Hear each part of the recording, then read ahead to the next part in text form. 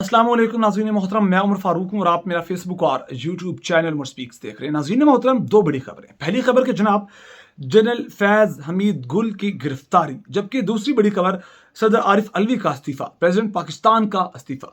अब पहली खबर आपको काफ़ी हैरान कर चुकी होगी और आप सोच रहे होंगे कि जनाब ये जनरल फैज़ हमीद गुल इस सारे खेल के अंदर कहाँ से आ गए। वो तो अपने फ़ौज के बड़े ओहदे से रिटायर हो चुके हैं, लिहाजा उनको क्यों गिरफ्तार किया गया। अगर गिरफ्तार किया गया है तो सोर्सेज क्या हैं, सच क्या है, झूठ क्या है। मेन स्ट्रीम मीडिया इस चीज़ को डिस्कस नहीं कर रहा।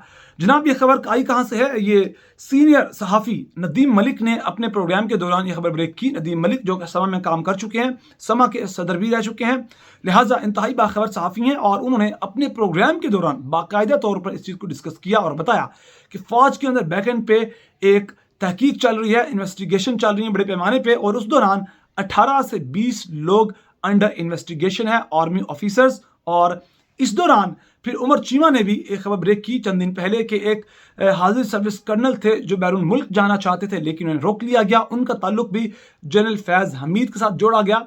मामला ऐसे हैं कि जो नदीम मलिक ने बताया कि 18 से 20 जो लोग हैं जिनको अंडर इन्वेस्टिगेशन लाया गया है, उनमें से कुछ गिरफ्तार भी हुए हैं। और वहाँ मामला यह है कि जो पीएम हाउस के अंदर जब इमरान खान थे तो ऑडियोज कौन रिकॉर्ड करता था, किसके हुक्म पर डिवाइसेस लगाई गई थी और ऑडियोज रिकॉर्ड की गई, ये सारा मामला लीड कौन कर रहा था, क्यों कर रहा था, और वो ऑडियोज कहाँ पहुँचाएंगी, ये इन्वेस्टिगेट हो रहा है। इस बात पर तहकीक हो रही है और जो इसी सारे मामले को लेकर कुछ गिरफ्तारियां भी हुई हैं। और ख़ास तौर पर मरियम नवाज की ऑडियो जिसके अंदर वो भारत से कुछ प्लांट्स मंगवाने की बात कर रही हैं, वो ऑडियो जो रिकॉर्ड हुई और लीक हुई, उस पर भी बड़े जोर के साथ तहकीकात जारी हैं। और इसके अलावा अहम तरीन बात यह कि इमरान खान के रिटायर होने के बाद बहुत सी खबरें इमरान खान को मिलती रहीं, अंदर की खबरें जो इमरान खान कहते थे कि मेरे सोर्सेज हैं, मैं पीएम था और मेरे जो ताल्लुकात हैं वो अब भी काम कर रहे हैं, तो ये हो रहा है, वो हो रहा है। और इमरान खान के रिटायर होने के बाद कौन से अफसरान इमरान खान को अंदर की खबर देते रहे और लफ्ज़ ब लफ्ज़ उन्हें बताते रहे, ये मामला भी अंडर इन्वेस्टिगेशन है और ये बड़े पैमाने पे इन्वेस्टिगेशन है। ये 18 से 20 लोग तो नदीम मलिक बता रहे हैं, शायद इससे ज़्यादा लोगों पर तहकीकात हो रही हों। और मामला ऐसा है कि जनाब जो गिरफ्तारियां हुई हैं उनमें जनरल फैज़ हमीद का भी नाम लिया जा रहा है। सोशल मीडिया पर पीटीआई के बड़े रहनुमा सलमान अहमद ने अपने ट्वीट के अंदर बताया कि जनाब general Faiz Hamid retired has arrested, यानी कि उन्हें भी अरेस्ट कर लिया गया है। सोशल मीडिया पर बहुत खबरें चल रही हैं, ये कोई एक सोर्स इस मामले में बात नहीं कर रहा। मामला यह कि ऑफिशियल चैनल्स और बड़े मेन स्ट्रीम मीडिया इस चीज़ को डिस्कस नहीं कर रहा। इसलिए हमारे लिए तो ये सिर्फ गैर मुसद्दक़ है, यानी कि सिर्फ नदीम मलिक की जानिब से बातें कर जाना। यकीनन उनके पास भी कोई क्लू होगा, कोई उनके पास भी डॉट्स हैं, वो जो डॉट कनेक्टिंग करके चीज़ें क्लियर कर रहे हैं। यकीनन जब तक मेन स्ट्रीम मीडिया पर इसकी खबर नहीं आती तो हम इसको मुसद्दक़ा या ऑथेंटिक न्यूज़ नहीं कह सकते। तो इस वक्त ये सारे मामला चल रहे हैं और मसला यह है कि जिन लोगों के खिलाफ इन्वेस्टिगेशन चल रही है उन्होंने फ़ौज के ज़ाब्ता कार की खिलाफ वर्जी की, डिसिप्लिन की खिलाफ वर्जी की, यानी कि इनका काम कुछ और था, ये कर कुछ और रहे थे। और यह बात भी है कि पीएम जो इस वक्त हैं वज़ीर आज़म, इनसे कनेक्टेड भी कुछ आला अस्करी अफसरान में से एक बंदा जो है वो भी उठा लिया गया, उसको भी गिरफ्तार कर लिया गया। ये खबरें हैं। दूसरी बड़ी खबर जनाब सदर आरिफ अलवी की। अब इमरान खान के बड़े इत्तेहादी जो चंद दिन पहले गिरफ्तार हुए, फिर उन्हें रिलीज़ कर दिया गया बेल पर, उन्होंने कहा कि अगर सदर आरिफ अलवी ने इंतखाबात की तारीख का ऐलान नहीं करना तो जनाब वो इस्तीफ़ा दे दें। उनको कोई फ़ायदा नहीं है, क्योंकि अब तक सदर पाकिस्तान को देखा जाए तो बड़े मॉडरेट लेवल पर चले हैं। जितने उनके इख्तियारात हैं उन्होंने अपने इख्तियारात इस्तेमाल नहीं किए। और अब जबकि उन्होंने इतनी बात की कि 2 लेटर्स लिखे इलेक्शन कमीशन को, और उसके बाद अब इलेक्शन कमीशन उल्टा उनके गले पड़ गया और पहले कहा, और फिर जो पाकिस्तान के वज़ीर दिफा हैं ख्वाजा आसिफ, वो कहते हैं कि सदर पाकिस्तान अपनी औकात के अंदर रहें, अपने आइनी औकात को देखते हुए बात करें। यानी कि अगर आइनी औकात की बात होती है तो आइन के मुताबिक सदर पाकिस्तान के पास इतने इख्तियारात हैं कि वो 2 मिनट में इनको चलता कर दें, लेकिन ये लोग सदर पाकिस्तान को नहीं हटा सकते, क्योंकि पाकिस्तान के सदर को हटाने के लिए वो आइन के मुताबिक चीज़ें रिक्वायर्ड हैं जो इनके सोच में नहीं है, जो इस मौजूदा हुकूमत के हाथ में नहीं है। लिहाजा अब मसला ये है कि शेख रशीद ने कहा है, यानी कि शेख रशीद की बात कर रहा था, उन्होंने कहा कि सदर पाकिस्तान अगर इलेक्शन की तारीख का ऐलान करते हैं तो ठीक है, वरना वो इस्तीफ़ा दे दें, अपने ओहदे से फारिग हो जाए।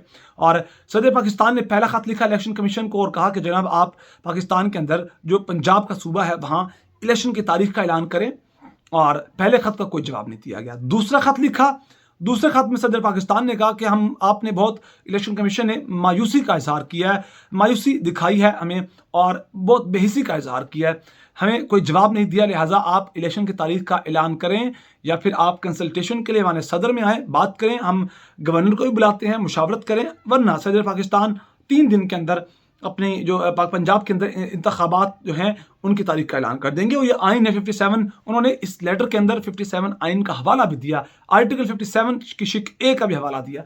तो इस मामले में अब इलेक्शन कमीशन को तब चढ़ गई, उन्होंने कहा जनाब आपने हमें ये क्यों कहा कि हमारा रवैया मायूस कुन था, हमने बेहसी का इजहार किया। लेकिन दूसरी जानिब वज़ीर दिफा सदर पाकिस्तान को कहते हैं कि आप औकात में रहें, तो जनाब वो गैर आइनी नहीं है, वो अल्फाज बहुत बेहतर हैं। लेकिन अगर सदर पाकिस्तान कुछ सिर्फ एक मायूस कुन रवैये की बात कर दे तो उन्हें कहा जाता है कि आप अल्फाज का चुनाव बड़े सोच समझ के किया करें। यही काम भारत में नहीं हो सकता, यही काम अमेरिका में कोई वजीर उठ के सदर पाकिस्तान, वहाँ के प्रेसिडेंट को उठकर यह बात नहीं कह सकता।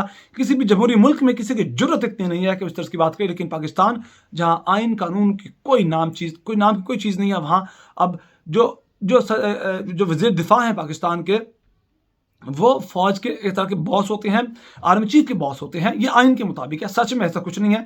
और दूसरी जानिब जो सदर पाकिस्तान है वो फौज के कमांडर इन चीफ है, यानी कि फौज की बॉस अपने कमांडर को कहता है कि तुम औकात में रहो। ये हालात इस वक्त हैं। और दूसरी जानिब अब इलेक्शन कमीशन ने कह दिया कि इलेक्शन की तारीख में जो पंजाब के अंदर देनी है उसके अंदर सदर पाकिस्तान का कोई किसी किस्म का इख्तियार नहीं है। और सदर पाकिस्तान ने भी कह दिया कि इलेक्शन के नाम पर, इलेक्शन की तारीख पर आइन के साथ ये लोग खिलवाड़ कर रहे हैं। और सदर मुल्कत आरिफ अलवी ने कहा है कि इलेक्शन की तारीख के बहाने बनाकर आइन से खिलवाड़ किया जा रहा है और इस वक्त कोई भी दरगुजर करने को तैयार नहीं है। और उन्होंने कहा कि मुल्क में इस वक्त इत्तेहादी हुकूमत नहीं बल्कि टेक्नोक्रेट सेटअप है और ऐसा महसूस होता है कि इसे कोई सहारा मिल रहा है। ये इमरान खान या कोई बात नहीं कर रहा, बल्कि सदर पाकिस्तान बात कर रहे हैं कि इस हुकूमत को कहीं ना कहीं से कोई बड़ा सपोर्ट है, कोई सहारा है उनको।